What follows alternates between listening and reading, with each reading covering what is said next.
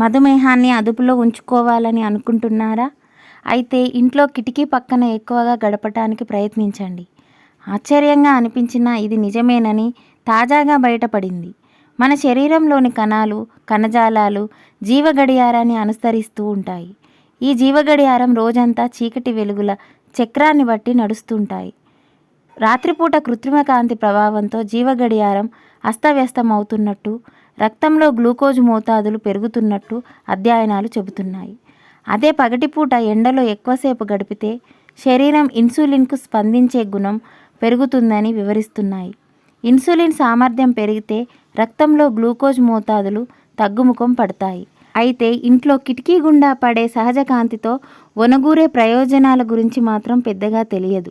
ఈ నేపథ్యంలో నెదర్లాండ్లోని మాస్టిచ్ యూనివర్సిటీ పరిశోధనలు వినూత్న ప్రయోగాలు చేపట్టారు. కొందరు మధుమేహులను పెద్ద కిటికీలతో కూడిన గదిలో గడిపేలా చేసి పరిశీలించారు.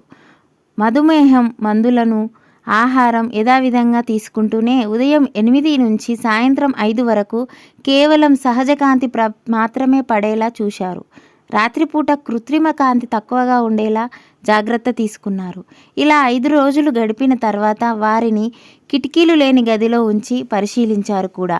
సహజ కాంతి ప్రభావానికి గురైన రోజుల్లో 50% వరకు రక్తంలో గ్లూకోజ్ మోతాదులు ఆరోగ్యకర స్థాయిలో ఉండగా, కృత్రిమ కాంతి గదిలో ఉన్నప్పుడు 43% మాత్రమే స్థిరంగా ఉన్నట్టు తేలింది.